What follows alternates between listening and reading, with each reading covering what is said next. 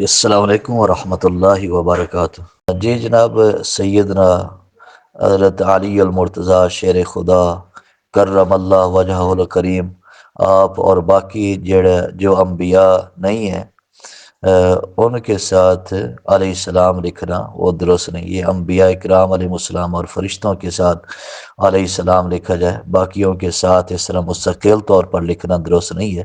اہل سنت کو چاہیے کہ اگر یہ لکھنا ہو تو یوں لکھیں: حضرت علی علی نبینا و علیہ السلام، یعنی کہ پھر یہ ساتھ علی نبینا و علیہ السلام، نبی پاک علیہ السلام کی اتباع کے اندر باقی صحابہ کرام و اہل بیت ہوں ان کے ساتھ علیہ السلام لکھا جائے، لیکن پہلے یہ کہنا پڑے گا کہ علی نبینا و علیہ السلام، یعنی کہ ہمارے نبی پر اور آپ پر سلام ہو۔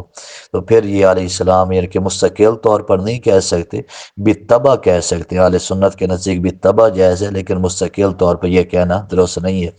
اور باقی سیدنا علی المرتضیٰ رضی اللہ تعالیٰ عنہ، آپ کی ولادت کعبہ شریف کے اندر ہوئی تو اہل سنت کی کتابوں سے بھی یہ ثابت ہے، تو اس واسطے مولود کعبہ کہنا یہ جائز ہے۔ اس کے اندر حصر نہیں ہے کہ حضرت سیدنا علی المرتضیٰ رضی اللہ تعالیٰ عنہ ہی مولود کعبہ ہیں، آپ کی صرف ولادت کعبہ شریف کے اندر ہوئی۔